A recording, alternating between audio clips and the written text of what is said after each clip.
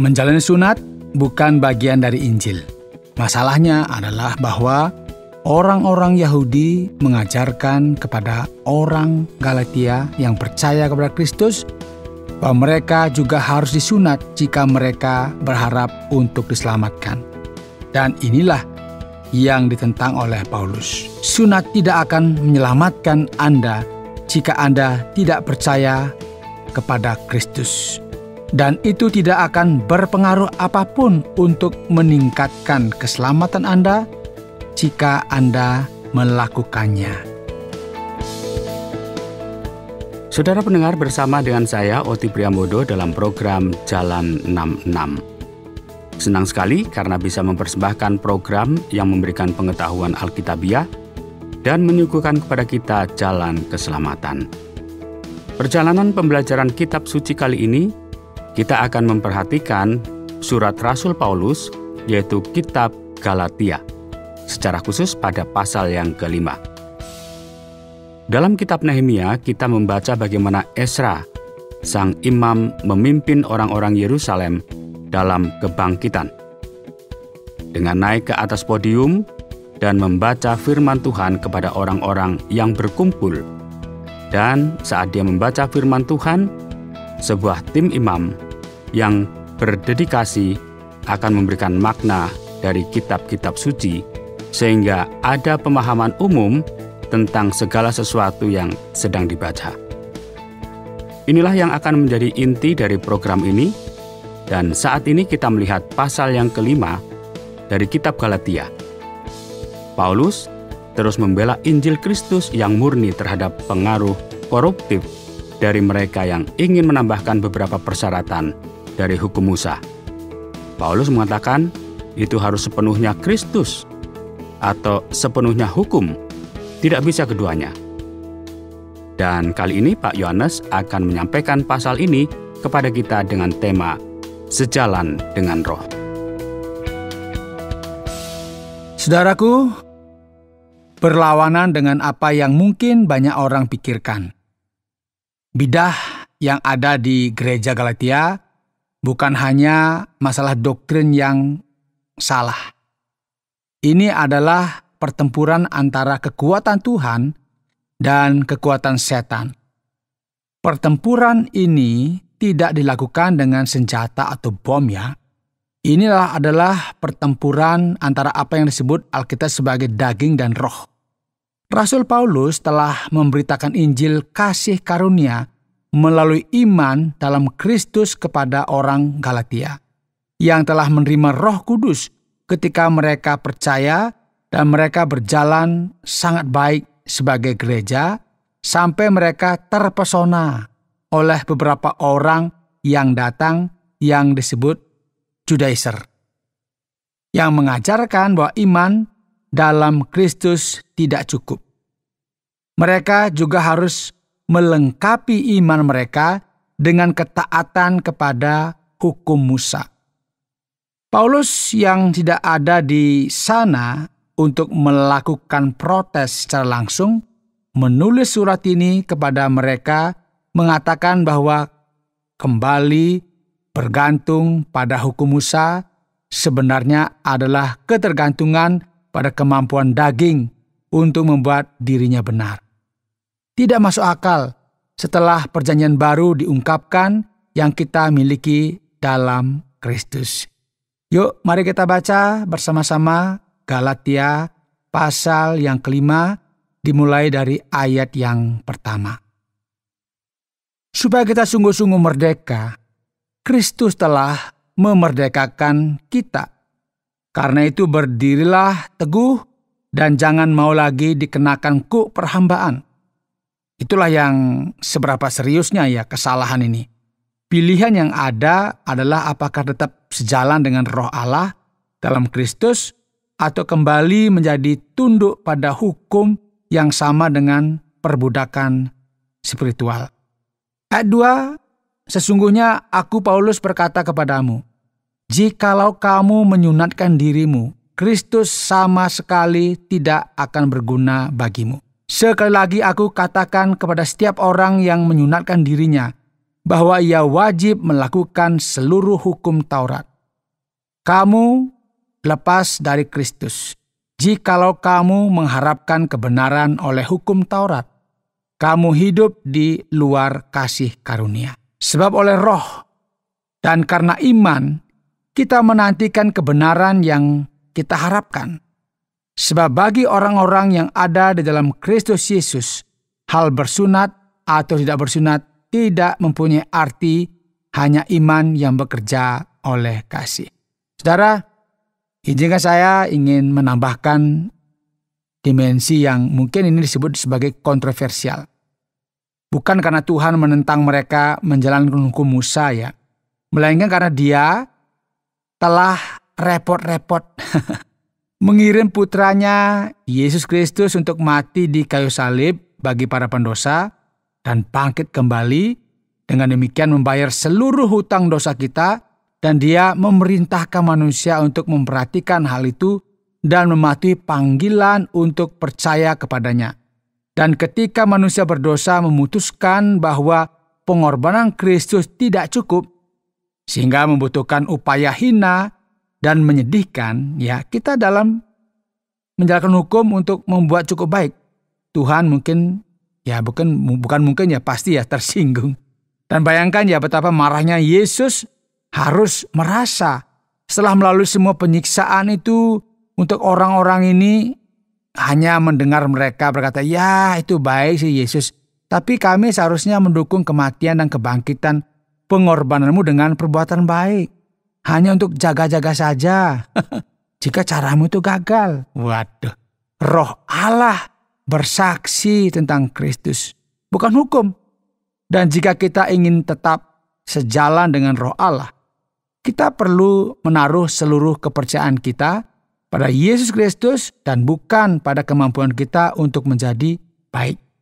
Karena semua perbuatan benar yang kita pikir membuat kita tampak begitu indah di mata Tuhan, sebenarnya seperti kain kotor yang berbau busuk di hadapannya. Silakan dibuka di Yesaya 64 ayat yang ke-6. Mari lanjut ayat yang ke-7. Dahulu kamu berlomba dengan baik.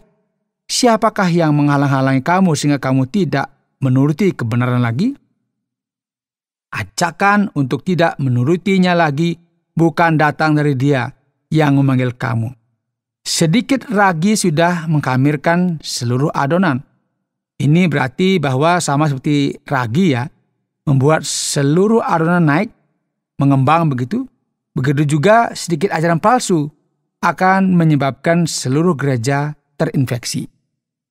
Dalam Tuhan aku yakin tentang kamu, bahwa kamu tidak mempunyai pendirian lain daripada pendirian ini.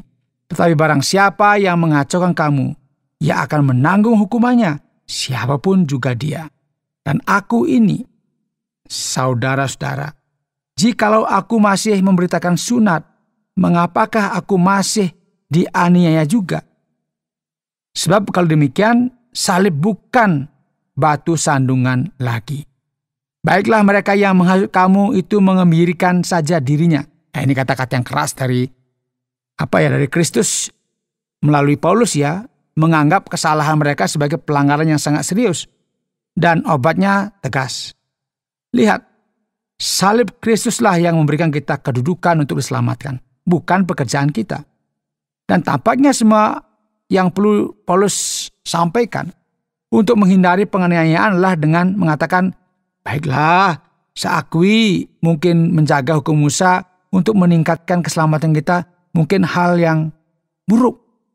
Tetapi dia tidak memberikan ruang untuk bidah semacam ini, sekalipun hanya 1 menit. Seorang pendeta yang meremehkan salib Kristus akan memiliki banyak hal untuk dijawab di kursi pengadilan. Saudara-saudara, emang kamu telah dipanggil untuk merdeka. Tetapi janganlah kamu mempergunakan kemerdekaan itu sebagai kesempatan untuk kehidupan dalam dosa. Melainkan layanilah seorang akan yang lain oleh kasih. Sebab seluruh hukum Taurat tercakup dalam satu firman ini, yaitu kasihilah sesamamu manusia seperti dirimu sendiri. Tetapi jika kamu saling menggigit dan saling menelan, awaslah supaya jangan kamu saling membinasakan. Ini Paulus sedikit mengubah arah dan mulai berbicara tentang bagaimana menjaga langkah sejalan dengan Roh Allah, karena ada banyak cara di mana yang jahat mencoba untuk menjerumuskan kita dari jalan yang benar. Ayat 16, maksudku ialah hiduplah oleh Roh, maka kamu tidak akan menuruti keinginan daging. Sebab keinginan daging berlawanan dengan keinginan Roh, dan keinginan Roh berlawanan dengan keinginan daging. Karena keduanya bertentangan, sehingga kamu setiap kali tidak melakukan apa yang kamu kehendaki. Akan tetapi, jikalau kamu memberi dirimu dipimpin oleh Roh, maka kamu tidak hidup di bawah hukum Taurat. Inilah inti dari seluruh masalah, saudara. Jika Anda sejalan dengan Kristus, Anda tidak berada di bawah hukum. Entah daging yang menang atau Roh yang mana yang harus kita layani, kepada yang mana dari ini akan kita berikan kendali atas hidup kita, itu semacam pilihan begitu. Mari sambung ayat 19. Perbuatan daging telah nyata, yaitu percabulan, kecemaran, hawa nafsu, penyembahan berhala, sihir, perseteruan, perselisihan, iri hati, amarah, kepentingan diri sendiri, percideraan, roh mecah, kedengkian, kemabukan, pesta pora, dan sebagainya. Terhadap semuanya itu kuperingatkan kamu, seperti yang telah kubuat dulu, bahwa barang siapa melakukan hal-hal yang demikian, ia tidak akan mendapat bagian dalam kerajaan Allah. Saudara, beberapa dosa berhubungan dengan seksualitas. Perbuatan maksiat adalah perilaku jahat yang tidak memiliki batasan, seperti mobil yang menabrak penghalang dan jatuh dari tebing, seperti remblong begitu ya. Penyembahan berhala, sihir adalah dosa-dosa agama. Dosa yang langsung melawan Tuhan dengan menyembah atau memiliki hubungan kuat dengan ilah-ilah palsu atau setan atau kekuatan jahat lainnya. Dan setelah ini Alkitab mencantumkan dosa-dosa yang melawan orang lain. Seperti apa, saudara? Kebencian, perselisihan, iri hati, amarah, ambisi yang egois, perpecahan, pembagian, dan dengki. Dan akhirnya kita memiliki yang terakhir itu kemabukan, pesta pora, dan sejenisnya. Ya ini yang harus kita hati-hati. Ayat 22. Tapi buah roh ialah kasih, sukacita, damai sejahtera, kesabaran, kemurahan, kebaikan, kesetiaan, kelemah lembutan, penguasaan diri. Tidak ada hukum yang menentang hal-hal itu. Barang siapa menjadi milik Kristus Yesus, ia telah menyalibkan daging dengan segala hawa nafsu dan keinginannya. Ini ada seorang pernah mengatakannya dengan sangat baik ya, bahwa buah roh adalah kasih, dan buah-buah lain yang kita temukan di sini semuanya adalah hasil dari kasih.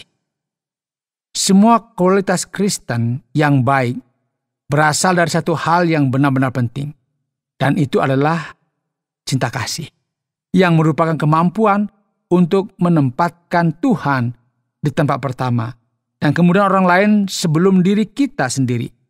Melawan hal-hal seperti itu tidak ada hukum, kata Paulus.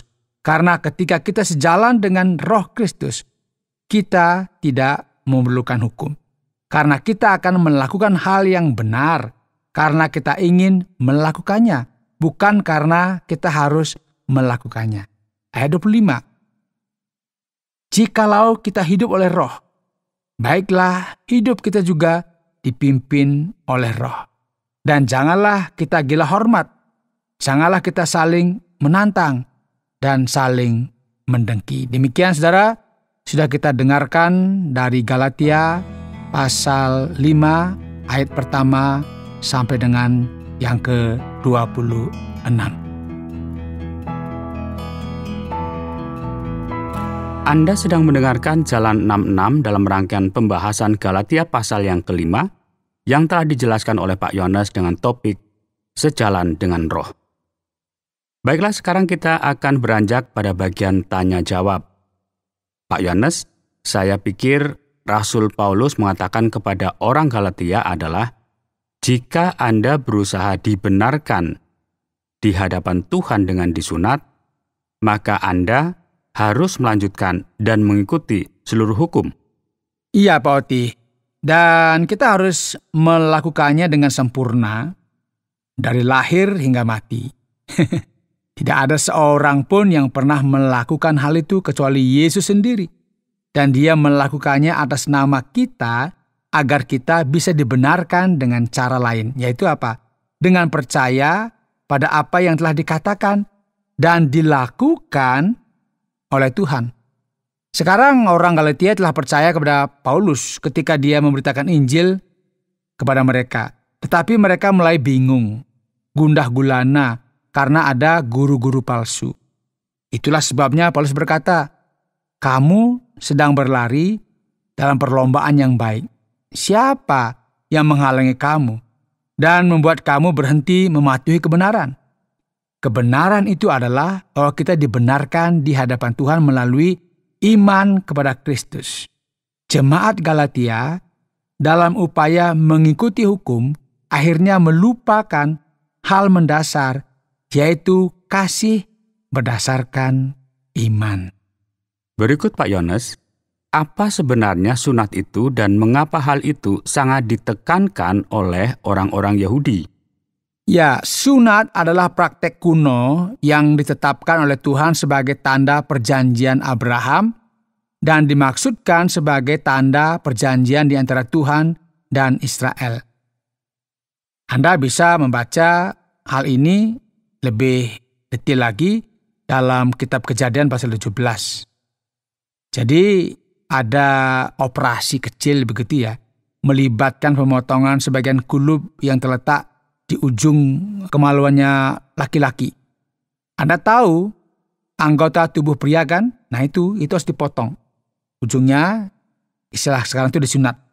Hukum menetapkan hal ini harus dilakukan pada semua bayi laki-laki yang lahir ketika mereka berusia 8 hari. Tampaknya ada sesuatu dalam sistem kekebalan tubuh bayi baru lahir yang mencapai puncaknya pada hari ke-8. Namun rupanya laki-laki lain yang ingin menjadi bagian dari bangsa Israel harus juga menjalani proses ini. Dan itu cukup menyakitkan.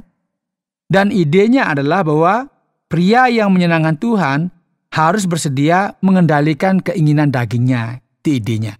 Ritual ini umumnya di budaya kuno dan masih banyak dipraktekkan hingga sekarang di banyak wilayah dunia lainnya dengan berbagai banyak alasan. Dan pertanyaan yang jelas berikutnya adalah berbicara mengenai jika sunat itu ditentukan oleh Tuhan sebagai bagian dari perjanjian Abraham, mengapa Paulus berbicara melawannya? Ya, Paulus tidak berbicara melawan sunat ya. Paulus hanya mengatakan bahwa melakukan sunat tidak membuat Anda lebih suci, dan tidak melakukan sunat juga tidak membuat Anda lebih buruk. Menjalani sunat bukan bagian dari Injil, itu maksudnya. Masalahnya adalah bahwa orang-orang dari kaum Yahudi ini mengajarkan kepada orang-orang Galatia yang percaya kepada Kristus bahwa mereka juga harus disunat jika mereka berharap diselamatkan. Dan ini adalah apa yang Paulus lawan sebenarnya. Sunat tidak akan menyelamatkan Anda jika Anda tidak percaya kepada Kristus, dan itu tidak akan melakukan apapun untuk meningkatkan keselamatan Anda. Artinya ketika disunat itu tidak akan berpengaruh apa-apa terhadap keselamatan Anda. Dan itu tidak akan menjauhkan Anda dari sorga jika Anda tidak menyunatkan diri.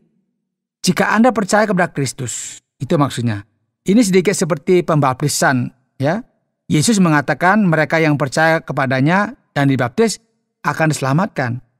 Tapi bukankah baptisan yang menyelamatkan? Ya, bukan baptisan kan? Jika mereka tidak percaya kepada Kristus, bagi keselamatan mereka tidak ada gunanya dibaptis. Paulus berkata kepada orang-orang Galatia waktu itu, jika kalian mempercayai sunat untuk keselamatan kalian, maka Kristus tidak ada gunanya lagi bagi kalian. Dan seakan-akan Kristus mati. Itu sia-sia. Itu kira-kira maksudnya Poti. Lanjut Pak Yones, kalau kita perhatikan dalam ayat yang keempat dan juga dalam ayat yang ketujuh, kita menemukan frasa baru yang telah menimbulkan kontroversi teologis, yang cukup banyak di sini. Apakah mungkin untuk jatuh dari anugerah? Nah, jika Anda bertanya apakah seseorang bisa kehilangan keselamatannya setelah dia mendapatkannya, itu bukan yang dimaksud oleh Paulus.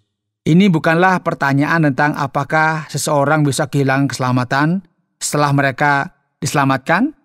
Paulus hanya mengulangi apa yang telah dia katakan sepanjang waktu, bahwa jika Anda tidak mempercayai anugerah Tuhan untuk keselamatan dalam Kristus dan mencoba membuat diri Anda benar di hadapan Tuhan dengan cara disunat atau dengan cara apapun yang mungkin Anda lakukan, tidak peduli seberapa baik itu, Anda menolak anugerah demi perbuatan baik. Sekarang saya percaya bahwa seorang Galatia akhirnya mendapatkan poinnya dan kembali kepada Kristus untuk keselamatan setelah Paulus menunjukkan kesalahan mereka. Tetapi orang-orang yang benar-benar percaya akan tetap bersama Kristus saja dan tidak akan tersesat, seperti yang dikatakan Paulus. Kamu sedang berlari dalam perlombaan yang baik. Apa yang terjadi padamu? Kamu terhambat, kamu tersesat. Saya suka merujuk perumpamaan Yesus tentang penabur. Biji yang baik telah ditaburkan, tetapi tidak diizinkan tumbuh atau tidak bisa bertumbuh karena hambatan. Begitu kita mulai dengan Kristus, Tuhan mengharapkan kita untuk menyelesaikan bersama Dia. Bagi saudara yang sedang mendengarkan program ini mungkin saudara awalnya baik-baik dengan Kristus. Wah, semangat gitu ya. Tetapi iman saudara tidak bertumbuh, tidak berkembang karena apa? Karena kecewa, karena banyak masalah, karena kenikmatan dunia ini, mungkin juga karena penganiayaan, atau saudara sudah tidak mau ke gereja lagi, nggak bisa maju lagi. Saudara mungkin berada dalam bahaya menjadi korban dari apa yang sedang dibicarakan Paulus di sini. Jika kita menjauhkan diri dari Kristus karena alasan apapun, kita sedang jatuh dari anugerah yang bisa atau membuat kita menjadi milik Allah. Obatnya adalah kembali ke jalur yang benar dan tetap bersama Yesus dan memulai dari tempat di mana Anda berhenti. Lanjut Pak Yones kepada ayat yang ke-17. Kita menemukan pertempuran antara daging dan roh. Nah, apa artinya ini dan apakah ini berhubungan dengan seks misalnya? Nah, Pak Oti, apa yang biasanya orang pikirkan ketika mereka mendengar kata dosa daging? Apa? Biasanya ini munculkan gambaran tentang seks. Ada juga ide kuno bahwa dosa Adam dan Hawa adalah itu dosa seksual. Atau bahwa buah terlarang sebenarnya adalah hubungannya dengan seks. Ini bukanlah apa yang diajarkan oleh Alkitab, ya. Daging di sini merujuk pada sifat dosa kita. Kecenderungan kita untuk melakukan yang salah. Dunia, daging, dan setan semuanya mendorong kita untuk menempatkan diri kita di pusat alam semesta dan kita melawan kehendak Tuhan.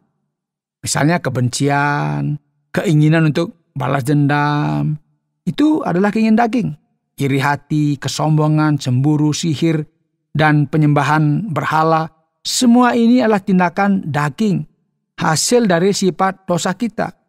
Sekarang semakin jelas bahwa keinginan daging termasuk dosa seksual, tetapi dosa agama seperti mempercayai ajaran palsu, legalisme, kecenderungan untuk mengikuti seluruh hukum dalam upaya untuk menang atas sifat berdosa kita bisa sama buruknya.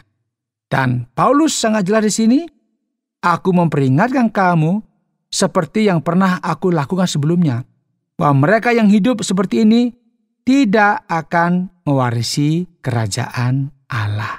Sangat jelas ya. Baik Pak Yohanes. Tetapi ini membuatnya terdengar seolah-olah begitu kita menjadi Kristen, maka kita menjadi seperti malaikat kecil yang tidak berdosa. Berjalan seiring dengan roh itu tidak berarti bahwa kita tidak lagi memiliki sifat berdosa. Bahwa kita tidak lagi memiliki keinginan untuk berdosa. Karena jika itu benar, maka semua yang ditulis dalam pasal ini sia-sia. Yang sebenarnya yang dimaksud adalah mereka yang berada dalam Kristus Yesus dan memiliki roh di dalam hati mereka, memiliki kekuatan yang diberikan oleh Tuhan untuk mengatasi kecenderungan berdosa mereka. Dengan kata lain, Roh Kudus memberi kita kekuatan untuk mengatakan tidak pada dosa. Dan tidak cukup hanya berhenti melakukan kejahatan, tetapi kita harus belajar untuk berbuat baik. Terima kasih banyak Pak Yones untuk semua penjelasan yang sudah disampaikan. Sekali lagi, sekarang bagaimana kita merangkum Galatia pasal yang kelima ini? Saudara yang dikasihi oleh Tuhan dalam program Jalan 66. Tema yang sudah kita bahas pada hari ini, atau intinya adalah bahwa Kristus ingin lebih dari sekadar Sang Penyelamat. Dia ingin menjadi penyelamat kita satu-satunya. Manusia berdosa ingin menjadi penyelamatnya sendiri. Dia juga ingin mempersulit hal-hal yang Tuhan buat sederhana. Jadi ketika berbicara tentang keselamatan, manusia berdosa ingin menciptakan ritual, mendefinisikan agama dengan cara mereka sendiri, atau mengikuti hukum dan aturan tertentu sehingga kita dapat mencatat semua hal baik yang telah kita lakukan. Tetapi Paulus berkata, Kristus telah melakukan segalanya bagi kita. Percayalah kepadanya, bukan pada kemampuan kita untuk melakukan banyak hal. Kekuatan yang sama yang menyelamatkan kita akan menjaga kita. Cukup tetap berjalan seiring dengan Roh yang memimpin kita. Saudara, ingatlah ini. Inti dari iman Kristen bukanlah agama atau ritual atau daftar apa yang harus dan tidak boleh dilakukan. Tetapi hanyalah kata yang kita katakan sebagai 5 huruf. Apa itu? Cinta. Cinta yang dipimpin oleh Roh. Cinta kepada Tuhan. Cinta kepada sesama. Saudara pendengar, karena waktu yang tidak memungkinkan, kita akhiri program Jalan 66 kali ini. Kami menantikan Anda untuk tetap mengikuti pelajaran berikut dalam lanjutan pembelajaran Alkitab yang memberikan pelajaran menyeluruh tentang firman Tuhan. Jika Anda memiliki pertanyaan atau berespon terhadap topik berhubungan dengan program ini, silakan menyampaikan melalui WhatsApp ke nomor 081 333 777 386. Terima kasih atas perhatian Anda.